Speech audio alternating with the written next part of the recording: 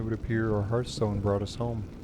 Thromka and well met to my alliance brothers and sisters. Night draws near and your journey today has ended. Rest is not far off. Tonight, we'll be winding down with some folk and fairy tales of Azeroth, Chapter 2. One Small Tuskarr by Garth Nix. Is that all your catch? Asked Onaka.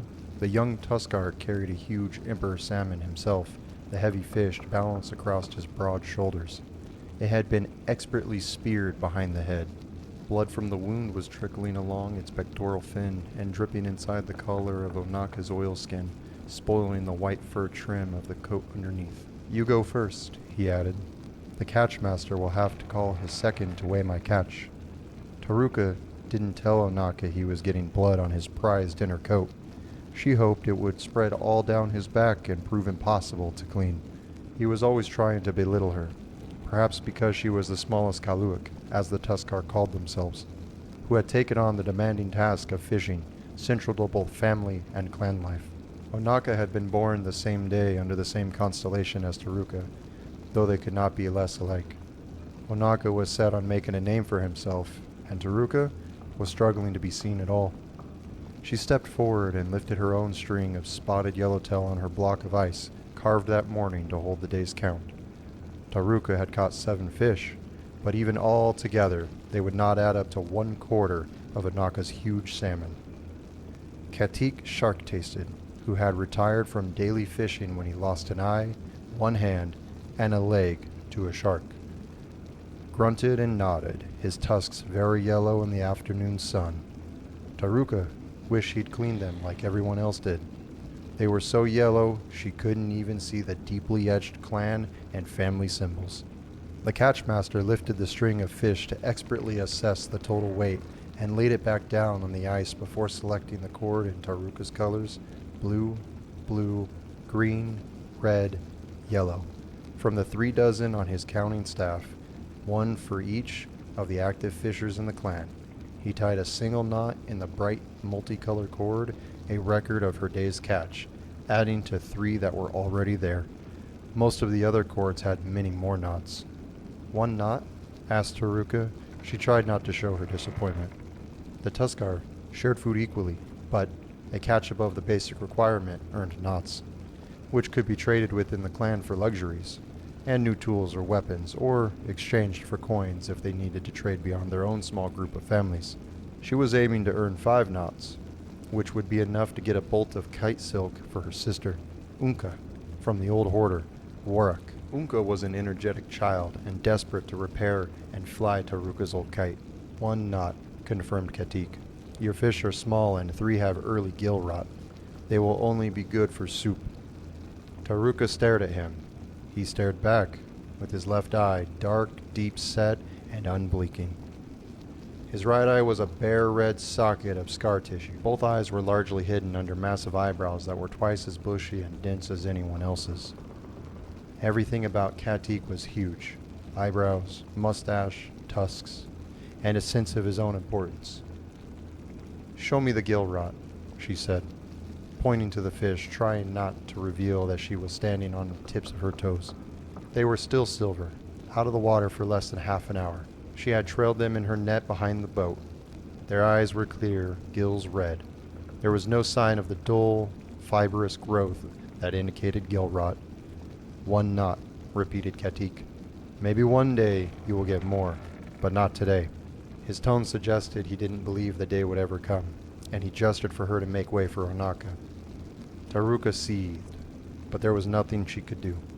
She picked up her fish and carried them to another massive block of ice a dozen paces away, where Larati was busy filleting fish, throwing the finished cuts back to her assistants, who were packing them between layers of ice in sealskin. The clan was getting ready to travel to Kamagua, a Kalu'ak town and major stopping point in their nomadic peregrinations. Most of the mothers, adolescents, and children were to go across the ice and needed lots of food laid down in the seal-drawn sleds in case of delay caused by bad weather or some other incident. The hardier Tuskarr fishers were taking their boats, a shorter passage that should only take a few days, and they could catch their own food on the way. Katik says 3 have early gill rot and cannot be eaten, grumbled Taruka. Larati paused from her expert beheading, gutting, and filleting, and stabbed her knife point into the ice butcher's block, sending a spray of small chips into the air. Katik is like the old stones, chuckled Larati.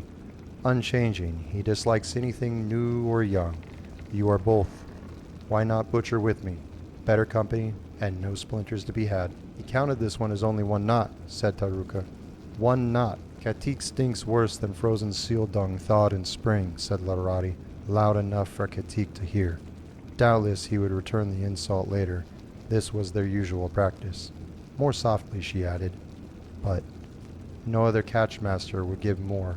Some might not even give 1 knot. Taruka gave a Tuskarr sigh, a long, whistling note through pursed lips, accompanied by a slump of her shoulders. She adjusted her rolled-up fishing net as it threatened to slide down to her elbow. I know, she said. I must catch more fish, bigger fish. Larati nodded without conviction and took up her knife again, bringing the sharpened whalebone down in a decapitating blow on the fish before her. She used the flat of the blade to sweep the head into a basket by her knee and swung back to slit open the fish's belly. Taruka shrugged away, knowing that even her friend Larati didn't believe she could catch more and bigger fish. Everything was against her. She was shorter and slighter than most. Unlike the other fishers, she could not row one of the bigger boats. Her craft was much smaller than most of the clan's vessels, and to make up for her lack of rowing power, she sailed most of the time, which had unique advantages and disadvantages the others did not share. Even worse, she had not been fully taught to fish by her father, as the others had been. Her father had died when she had just begun to go to sea and start learning with him. He had simply not returned from fishing one afternoon. Almost a week later, the mast from his boat washed ashore, the sails and rigging stripped from it, and the end splintered. Years later, Taruka had shortened the mast and stepped into her own tiny boat. It was one of the only 2 things she had left from her father, along with the memory burned into her mind of that one day she had fishing with him. He had given her a line and hook, but she hadn't caught anything, and, after a whole morning, wanted to try a net or a spear, even though she was too small to lift either one. Taruka, it is not hook, net, or spear that makes a true fisher. It is the patience to use them well. An hour later, she caught a huge sunfish and was almost dragged out of the boat, her laughing father pulling both her and the fish in at the same time.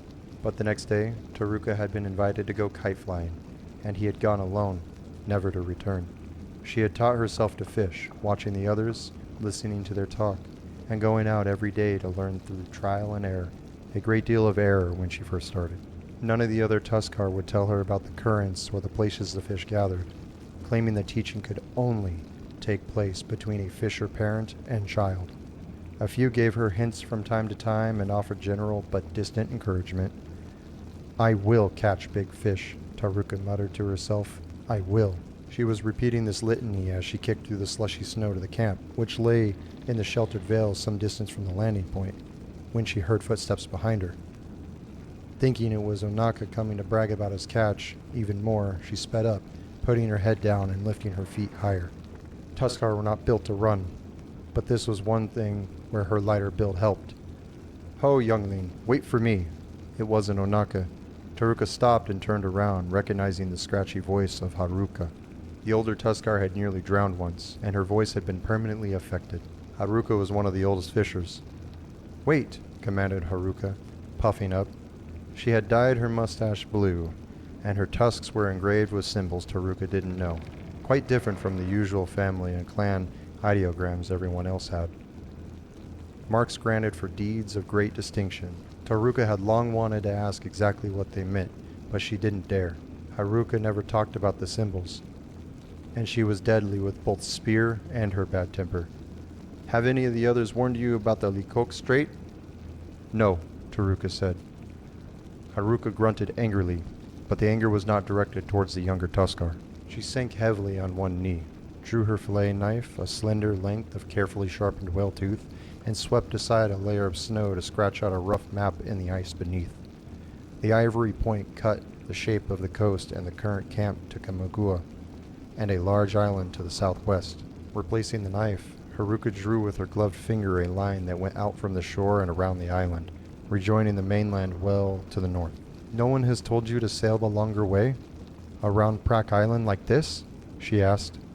You know you must not cut through Laquake Strait. No, replied Taruka. No one told me. Why? There is death there, said Haruka. Avoid it. She got up, huffing so much her mustache blew up almost to her eyes, clapped Taruka on the shoulders, and strode back down the slope towards the landing place. Taruka watched her and wondered about the warning. Was it honest advice? Or had the others sent Haruka because she was the one Taruka would most likely believe? The more she thought about it, the more suspicious she became. It was likely the best fishing in the Quick Strait, and the others would arrive to Kamigawa with their boats full to the gunwales with fresh fish, and at least a day earlier than her as well. They didn't want competition, even from one Small Tuskarr. I'll show them, whispered Taruka. I will catch more fish, bigger fish than anyone. Dinner with Taruka's mother and sister was, as had happened all too often recently, not a happy occasion. Unka sulked because she was disappointed not to get the kite silk, and the Makusha hardly ate before she resumed expertly embroidering an undershirt, leaning close to make the best use of the light from the whale oil lamp. Though she didn't say anything, she didn't have to. Her body language was clear. It took longer to earn knots from doing fine embroidery. In a week or so, the undershirt would be finished, and it would fetch enough to get Unka the kite silk. Makusha had taught Taruka to sew, and though she was not as skilled as her mother, the two of them working together could finish an undershirt every 2 or 3 days. It was much more certain than fishing, if less respected amongst the clan. I will catch as many fish on the way to Kamigawa, announced Taruka, answering her mother's unspoken criticism. You will get your kite silk, Unka, and mother will have the tusk polish she likes. Unka covered her head with her sleeping furs and pretended to be asleep. Ukasha emitted a noise that could be taken as either encouragement or doubt, more likely the latter, and continued sewing. Taruka snorted, a very clear expression of discontent, and left the tent. Outside, the sky had turned purple and a dull orange. It never got properly dark this far north. A few brightly colored kites were swooping overhead, flown by some of the other children who were not exhausted by the day's work. Taruka went to the sled and checked the loading. Everything was in its proper place. The harness was ready to be hitched to a seal or another sled. The clan had only 6 draft seals, so each would pull 3 or 4 sleds. One package on the sled attracted her particular attention, as it always did, lying in pride of place atop the load. A scabbard longer than she was tall, made of the best sealskin, decorated with buttons carved from whalebone. It contained the only other possession her father had left the family, apart from the mask the sea had returned, his cherished spear, which he had almost never used. The spear was very old and very special. Taruka remembered him telling her that, though it was many years ago now, and she had been younger than Unka. He had said, "If I need the spear, Wachonoa will tell me so." "Yes," said a voice. It sounded close to the Tuskarr's ear, but also strangely distant at the same time. The voice made her mustache hair stand up and her tusks ache, and she looked wildly about her for whoever could possibly talking and could cause such an effect. But there was no one. Apart from the kite flyers farther up the vale, the camp was quiet. Everyone was eating their dinner or had already gone to sleep. Did I imagine the voice? Taruka asked herself. But she was sure she had heard it, and it had seemed to answer a question she had not asked, or had she? It had come at the exact moment she remembered her father talking about the spear, and Oachanoa, the goddess of wisdom. A breeze suddenly roared around the sled, picking up ice crystals in a miniature whirlwind before depositing them at the Tuskarr's fur-wrapped feet. Instinctively, from her own kite-flying days, she looked at the kites. A gust like that could easily break a string, but the kites sailed peacefully overhead. There had been no gust of wind up there. She looked down. The ice crystal had made a pattern, a rough symbol in the shape of a kraken. The mark of Oachanoa. "I am to take the spear?" asked Taruka in a very small voice. She felt like she was a babe again, asking for a sweet cake. The wind came howling back, scattering the shards of ice to destroy the pattern it had made, and then quickly as it came, it stopped. The air was still again. Taruka reached up and took down the scabbard spear. Taruka left very early the next morning. Makusha and Unka were still snoring away in the tent, tightly wrapped in their sleeping furs. Outside, No one else was stirring, though dawn did not so much break as gradually brighten. It was light enough to see, light enough for Taruka to set forth. It was also cold, but not especially so for a Tuskarr in furs and oilskin. By the time she got down to the landing place, Taruka was even hot, so she unlaced her gloves and boots a little to let some air in.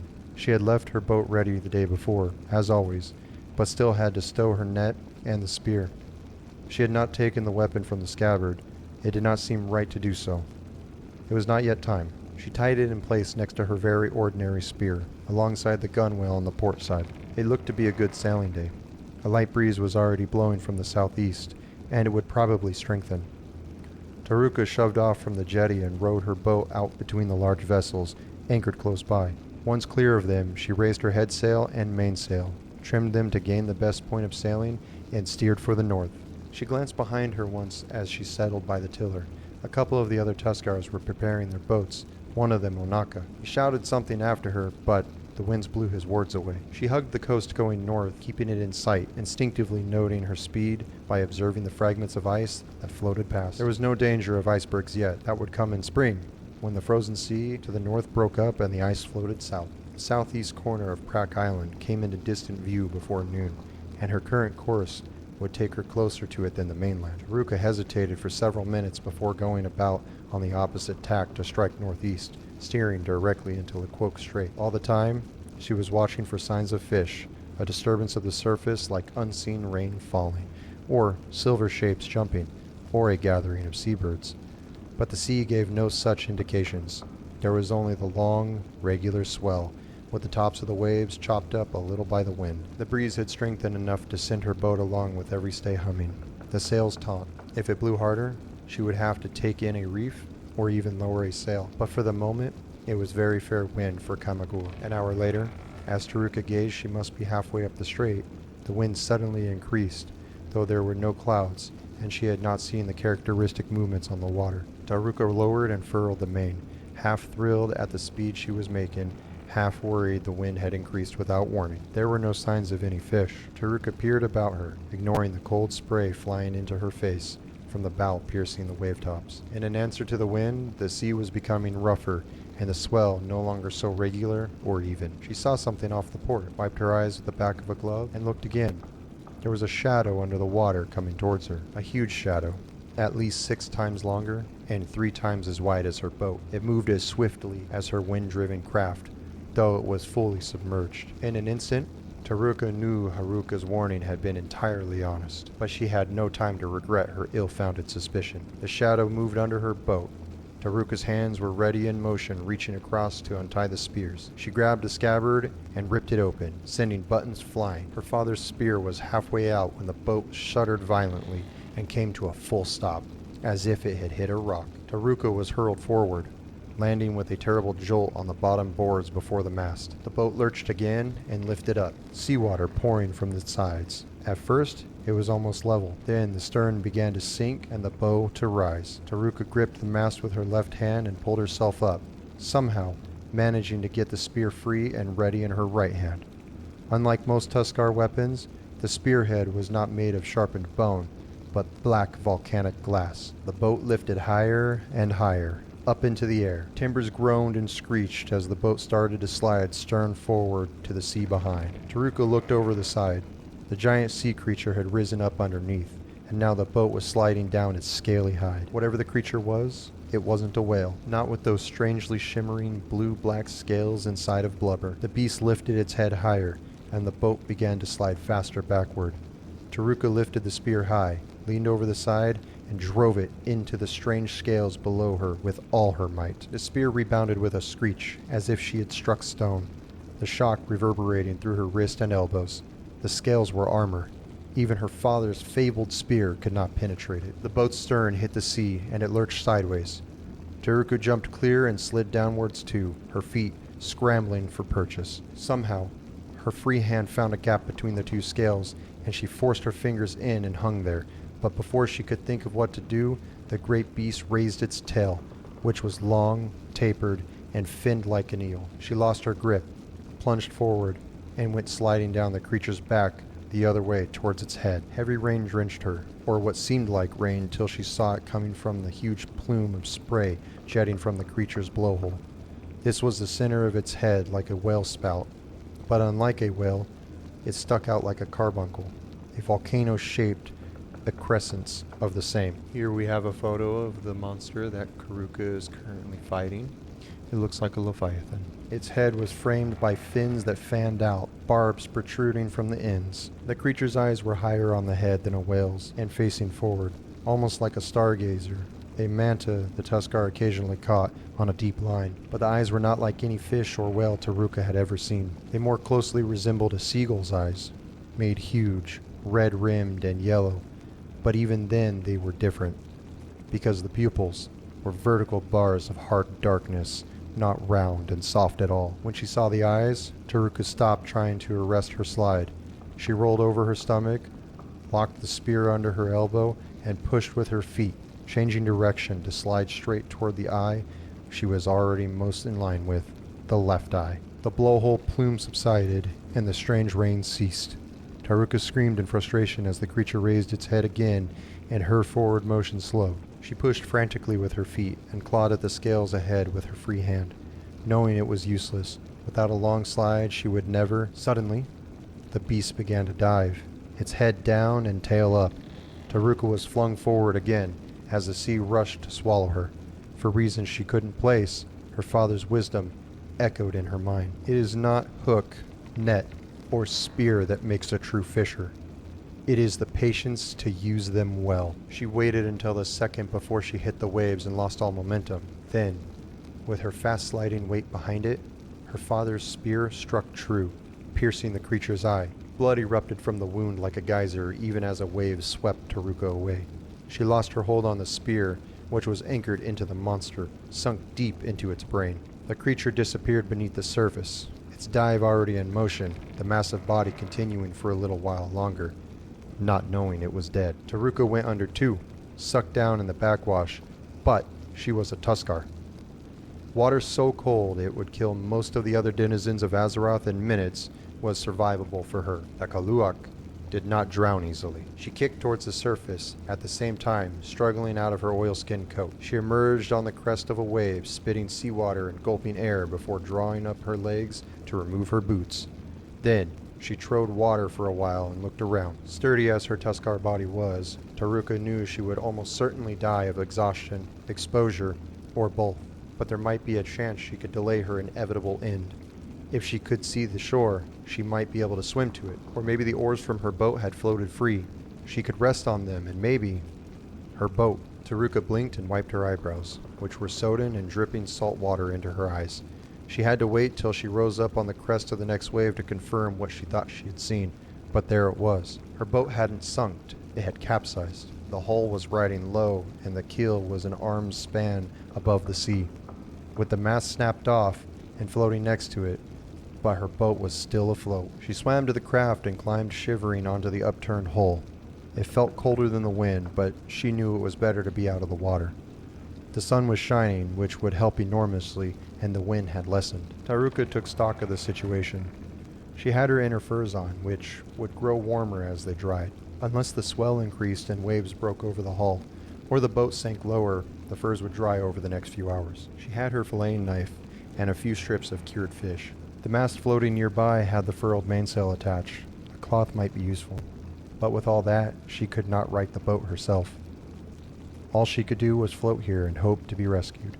Or, if the boat somehow drifted close enough, she could swim to the barren shore, which would not be much better. Something moved from the corner of her eye, a shadow under the surface. Taruka flinched, unable to stop herself. Was the creature only blinded and now coming back for its revenge? She clutched her knife, knowing it would be useless, and steeled herself for what was to come. The shadow rose, and then, with an anticlimactic sound like a big stone thrown into a pool, the creature bobbed to the surface. Taruka stared at it, waiting for the tail to suddenly whip up, the elongated, toothy jaws she had refused to look at before to yawn wide, and the beast to engulf her, boat, and all. But at the same time, she knew a floating dead fish when she saw one. It simply took several seconds for this to break through the panic in her mind that told her that she was really going to die this time. A minute or two later, she was sure the creature was dead. She took in a deep, if somewhat shaky breath, and considered the floating creature. It rode high in the water, much higher than any normal dead fish would float. It must have a lot of air inside of it, she thought. This led to other thoughts. Perhaps there was a chance. Taruka slid over to the side and dived under the boat, returning a minute or two later with one of the oars, which had luckily not floated free. Sitting astride the keel, she began to paddle the boat towards the massive corpse. Reaching it, she tied her boat off at the tail and climbed onto the monster. Now that it was floating level, it was easy to walk all the way up to the blowhole and take a look inside. From there, she edged forward and looked down at the long, protruding upper jaw. It was rather like a ship bowsprit, Taruka thought. She went back to her boat, cut the mast free from various tangled lines, and dragged it up to the monster's back. The mast that had survived 2 ill-fated voyages was now to be put into service again in a new craft. Taruka stepped the mast into the blowhole. It didn't fit all that well, but she chalked it with bits of splintered timber. The forestay she fastened to the tip of the outtruss jaw. This took a little swimming, but she somehow felt the cold less now that she had a plan and could leave her furs to stay dry up high by the blowhole. More swimming was required to wind the backstay around the eel-like tail. The butt of her father's spear, lodged too deeply for her to pull out, made an admirable peg for one of the shrouds, and she found that loose scales could be pried up to serve as cleats for the others. It was by no means a perfect rigging, but when Taruka hoisted the mainsail, her new vessel moved with the wind behind it, albeit slowly. She found it could be very roughly steered by moving her old upturned boat from one side of the tail to the other and by carefully trimming the sail. Better still, she salvaged her net from the old boat, and with the scavengers trailing the dead beast and predators targeting the scavengers, she caught many fish, enough to feed her, and she drank their blood so that the 3-day voyage northward did not end with her starved and thirsty and beaten down. It ended in triumph. Even if she did have to be towed the last few hundred yards into Kamagua Harbor, the winds having shifted enough to make the matter tedious. Everyone wanted to help, so her strange vessel that was also her catch was towed by the boats from many different clans and by the kayaks of the children. Scores of kites were flown from the shores overhead to indicate to those far away that something great and wonderful has taken place. Monaka was one of the people who wanted to help with the tow. Taruka allowed this and did not boast to him about her catch. He watched very quietly from his boat, with an expression on his face she had never seen before. Then, just loud enough for her to hear, Onaka said, "That is a very good catch." The catch masters of all the clans who had gathered in Kamagua were waiting along the jetty. Behind them were dozens and dozens of Tuskarr, all come to see a fable come to life. Taruka saw Makusha and Unka and waved. Everyone waved back. Taruka lifted a foot onto the blowhole rim and climbed up, holding the mast. She looked down at the catchmasters, singling out Katik. He looked smaller, somehow. "So, Katik," proclaimed Taruka, "Beast Killer," as she was already being called. "I do not think that whatever this is has gills or gill rot. How many knots for my catch?"